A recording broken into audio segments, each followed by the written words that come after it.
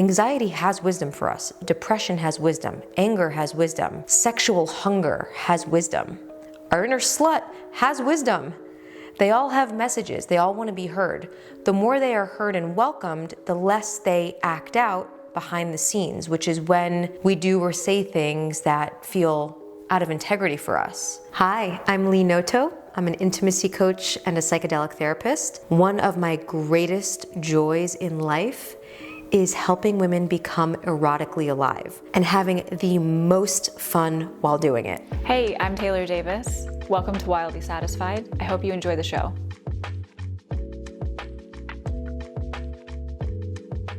I love erotic aliveness, and I love the theme that we're talking about. And I want to touch a little bit on the feminine, and maybe even like how the feminine operates a little bit differently from what you see with clients, and how tapping into your eroticism, whether it's like daily integration practices or a big, psychedelic retreat somewhere or something like that, really how that's fostering the feminine to operate maybe in the way it's supposed to maybe come back to its own body, like anything around that.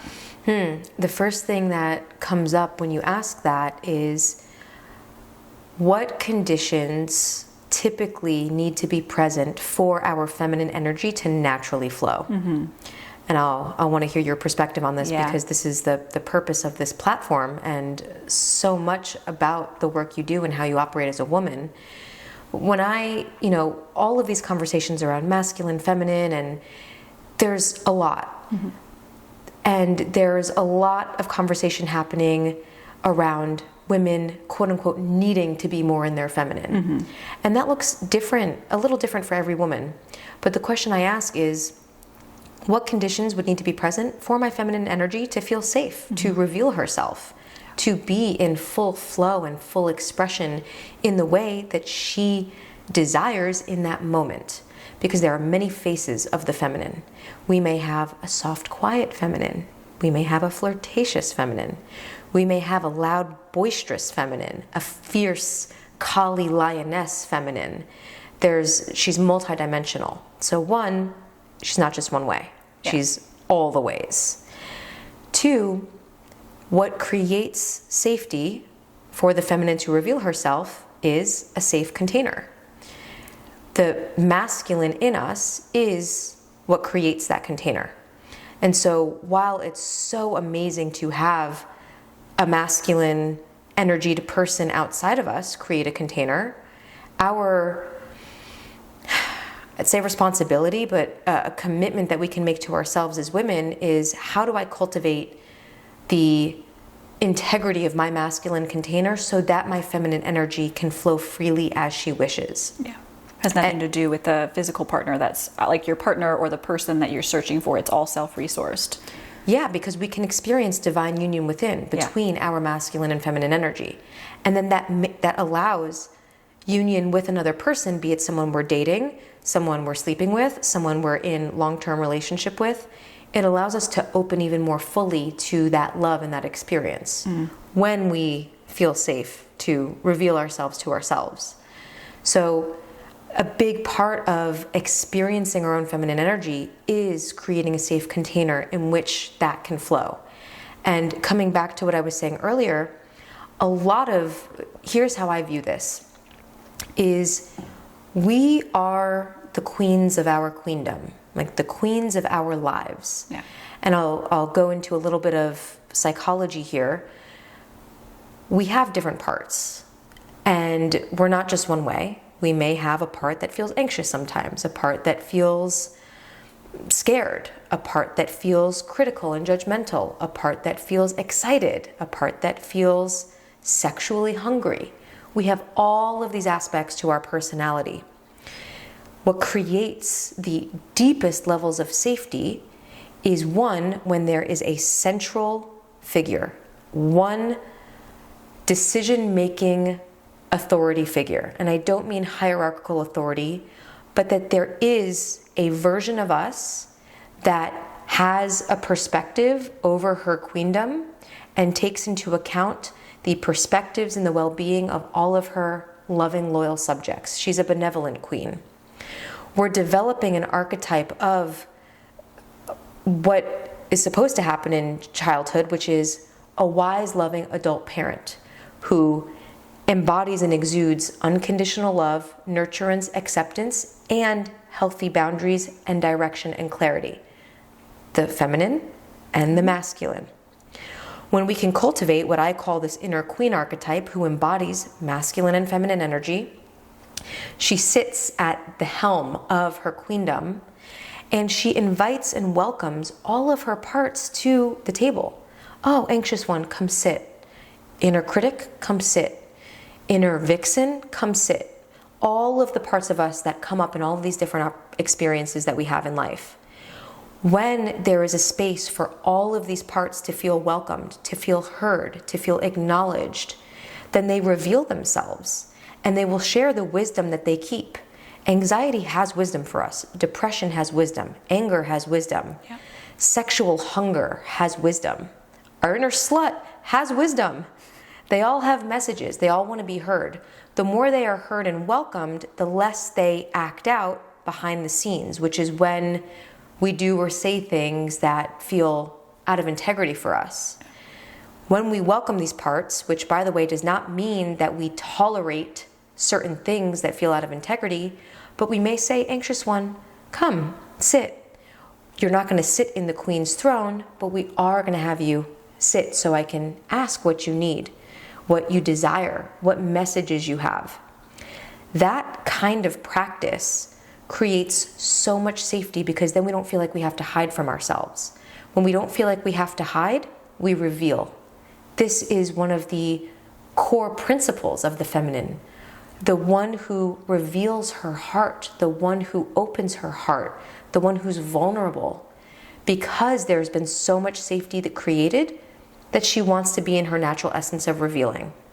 So that's how I view a very natural and empowered way for us to invite our feminine energy to flow freely, because we are creating a safe masculine container for all parts of us to be seen and welcomed.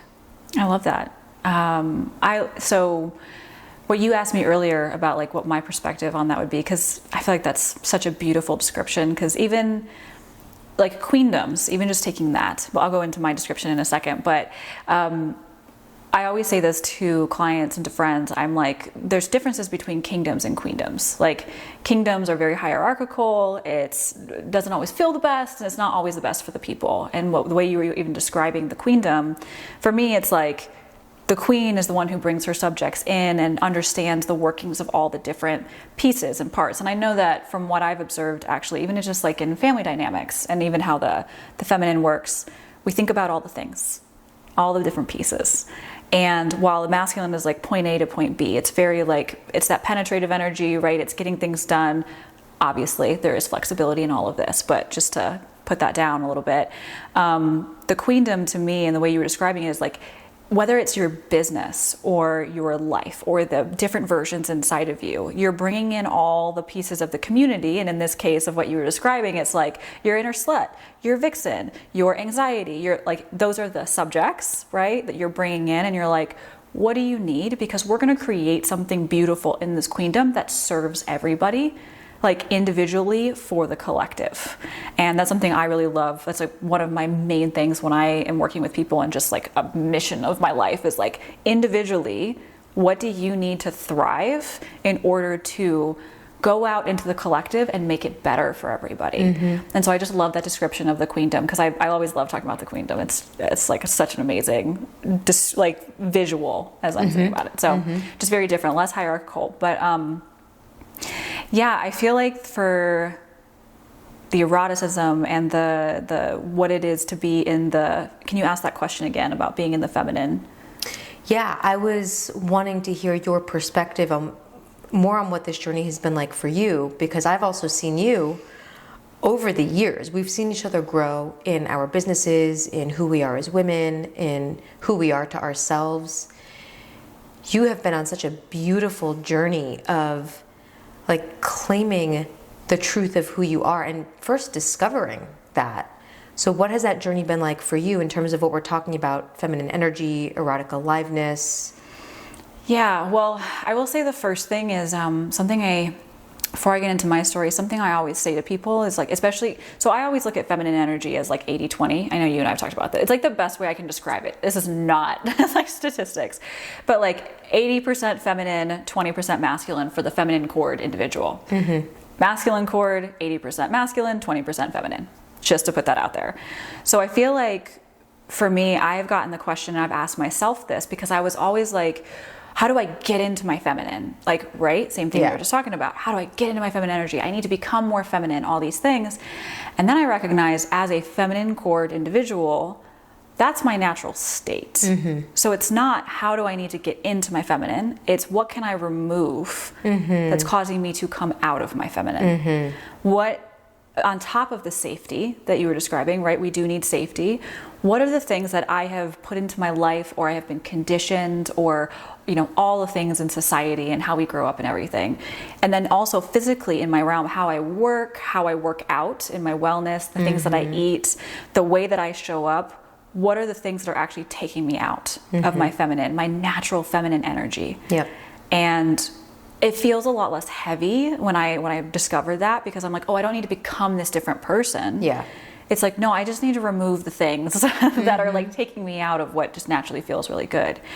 And so that was a big thing for me that I realized over the last couple of weeks and even months, years, is when I started to go through this experience. I didn't know what masculine and feminine energy was. And then a couple of years ago, you know, it started blowing up, and I was like, okay, this makes a lot more sense. I actually thought I was a masculine cord individual. I thought it was like, because I was so conditioned and to like work all the time, and I was busy. And so I thought that that's what my natural state was. And it turns out it really was not. I was like, yeah, okay, no wonder I'm burned out and like all these things. And so I feel like over my journey, I've recognized that and shifted a lot of like how I operate. And, you know, I had a lot of wounds around physical touch, dating, intimacy.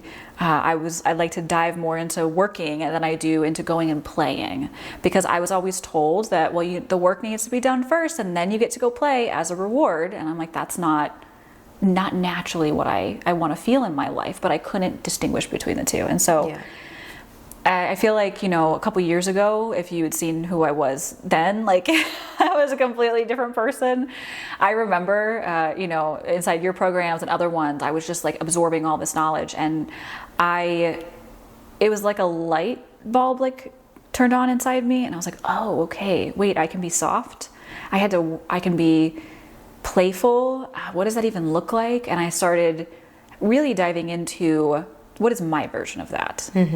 What is it? Because when I thought of the feminine, and this was back when I first started, the only example, the only model of what a feminine was that I had at the time was what I saw on TV, which was not me. I was not a girly girl. I didn't dress up, and like I wasn't, you know, in like the Clueless movies and like things like that. And I wasn't obsessed with fashion and like all these very like quote unquote feminine things.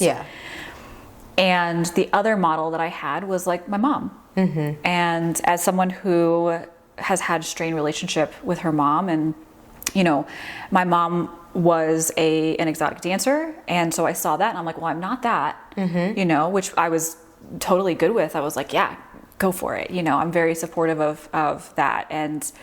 But at the same time, the other versions of my mom that were not always kind to me growing up, I equated that with the feminine. I had a lot around, oh, well, the feminine version, and of course I didn't have these words, but I was like, the female experience that I know of is either like really like valley girl, fashionista, sometimes catty, or my mom, who was like the epitome of gorgeous, exotic dancer, fun, and always wanted to be fun, and also had this other side to her that was damaging as a child, you know, and it wasn't always the responsible one. It wasn't always the one that was like taking care of things. It wasn't always the one that what felt safe.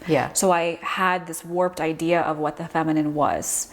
And when I started unraveling it, I really had to realize that like that's not what the feminine is. There's a lot of wounding there.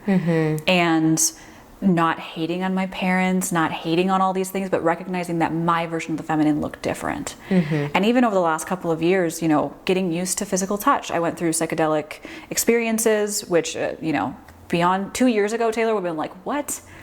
Just say no to drugs. Dare. Like from when I was a kid, I just all I think of. But I've been educated on what psychedelics do and like how you can do it in such a beautiful container and how it can be very healing when it is very intentional. And then when I went through my own psychedelic experiences, I healed such a big part of my masculine. And at first my feminine in your retreat, and then my masculine. And I created such a divine sense of safety in my body. It started healing things with my father and having conversations and like bringing things up that just naturally, what is the word? I can't think of the word, but it just naturally like clicked into place. And then it was like, everything was good. Yeah. And then I recognized that a lot of that I was holding on to, that was then released inside of psychedelic journeys, I then created space for experiencing new things. And so I even went to a client of mine's like conscious kink event, and I got to normalize like safe masculine energy. Yeah. Guys that were around me that were my age and could be potential partners that in any other situation I had not had great experiences with, but in that situation they didn't want anything from me. I was not expected anything. I couldn't feel that pulling energy. Yeah.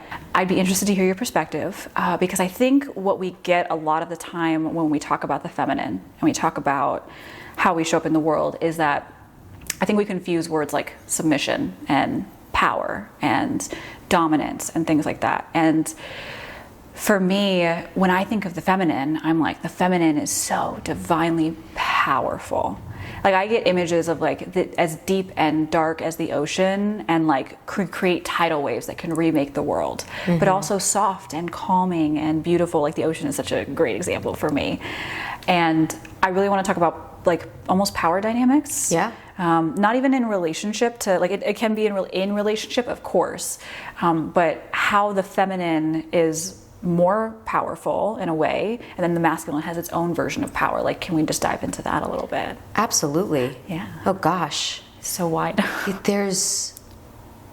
Each energy has its own uniqueness and its strengths. And we need both. We totally need both, because we are operating and perceiving this reality dualistically, even if ultimately everything is one and we are all one. Yeah. Right? We're perceiving light and dark, night and day, left and right, up and down, masculine and feminine. And so the power of the masculine tends to be, and again, there are many faces of the masculine as well, just as there are with the feminine, but the power and the beauty of the masculine tends to be in its penetration, in its directionality, in its clarity, in its confidence, in its outward expression, in its logic and reason and ration and order and linearity. That energy is a lot of what helps us keep order, get stuff done, create projects. The feminine is this wide range. The feminine to me feels like everything all in one. The feminine is all of life. And as women, we literally have the ability to create life. Yeah. And that can be creating a business. It can be creating an event, creating a podcast episode or an audio video series. It can be creating a baby. And so the power of the feminine, and I think of this, the power of the feminine is really in her ability to feel it all, to experience the fullness of life. I am at a loss of words almost, because to be able to experience everything, how do we even describe that? How do we even talk about it? Like, what a superpower to feel the highest highs and the lowest lows, and to be able to express and experience the full range of human life. So there's a huge power in our feelings and our emotions as women, which unfortunately for many of us, we were taught to put away, shut down, shut out, avoid, distract from, numb from, disconnect from, because we were told that it's too much. And when we harness the superpower of feeling our emotions, we become lighthouses. I often think about the different forms of leadership. Masculine leadership tends to be penetrative, directive, A to B, solution-oriented, goal-oriented, and we need that for certain things in life. The feminine form of leadership, and a huge part of the feminine power, is we lead through inspiration. We are so in our essence. We're so in our element. It's like seeing someone on the dance floor and they are having a fantastic time. It literally doesn't matter how they're moving their bodies. When they fully own the move, even if they're doing the cabbage patch or like the lawnmower, I don't know if that's a lawnmower, but whatever. Sprinkler? The sprinkler. Yeah. The sprinkler. The lawnmower is like this. I'm like, okay. The sprinkler. Great. Sprinkler. One of those outdoor things. No matter what they're doing, if someone fully owns it, it looks good. It feels good to watch. It feels good to receive. We want to be there doing it with them, or we're watching on the sidelines having a fun time, or envying the fullness of their expression. That's feminine energy. It's being so fully immersed in the experience, so present, so joy-filled in it, that it's an invitation to others. And we're like, hey, I'm having the time of my life. If you want to come dance with me, I mean, I was gonna say the energy is inviting. Yes. Like I think that's a very important point, because someone said this and I was like, this is beautiful, is that the difference between the masculine and feminine is like the feminine physically invites the masculine into their body, literally, like during sex. And so the invitation is such a divinely feminine way of operating that I just think is beautiful. So even when you're describing like being on the dance floor, and like we've seen it, we know how it is when the feminine is in flow, you just look at that woman and you're like, damn, look at her go. And you're just like, I want to be her friend. I want to dance around her. And she like gives permission even to other people to do the same. And you're like, yes. And then you find yourself moving as well. And so like the energy is the invitation in a way. And I think that's beautiful, because even with the masculine and feminine, like partnership wise, we know that the masculine looks at a woman like that, of the feminine like that, and is like, yes, I want her. Because the masculine is the epitome of safety and it seeks freedom. And, you know, the feminine is the epitome of freedom and it seeks safety. And when the feminine is in its free flowing, like, oh my God, amazing energy, the masculine is just like, yes, oh my God, we can move from this. Yes, let me go towards this. And that invitation is so beautiful. So I love that description. Yes, and we can do anything like that, whether it's being on the dance floor, giving a speech, walking down the street. Whenever we are fully embodied, whenever we are fully in the experience, erotically alive, we are inviting to people. We are magnetic, and we're magnetic to a certain kind of person who wants to be in the energy of, in this case, a woman who's fully embodied, who's fully there, who feels safe in herself. And you know, in a dating and love scenario, that's attractive to a man who is embodied in his masculine energy. And that's attractive to a partner who wants to really show up and create the container for and provide for the woman who's fully embodied, fully there.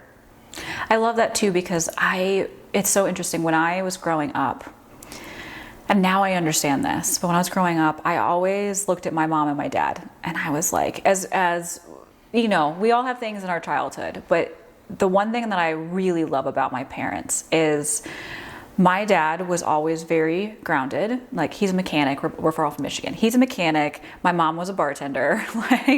But my mom was always the wants to have a good time. You know, she was the dancey type of flowy energy. And my dad was always he was always the guy to move like this on the dance floor, you know, but he was always the one that was just yeah, that's my woman. And when the hard times happened and I questioned certain situations of why are these people together? And I've seen that as elsewhere too, in relationship. I'm like, why are these people together? Those moments I'm like, that's why, is because that energy from the feminine of she's my best friend. She is like, just makes me feel free and alive. And then he provides me safety. And of course, this is interchangeable with genders and everything, but that other person provides the safety and I feel grounded around them. I'm like, okay, like I understand how that, even if they're tiny moments, those erotic aliveness, right? Feeling erotically alive in those moments. That's why people sometimes stay together. That's why, you know, we are attracted to those people. And I'm like, I just love that. It's just amazing to notice those small parts. Yeah. So, yeah. Thank you so much for listening to this Wildly Satisfied production. I hope you enjoyed the show, and we would love it if you would share it with someone that you love. Leave a review or come tag us on social media at Wildly Satisfied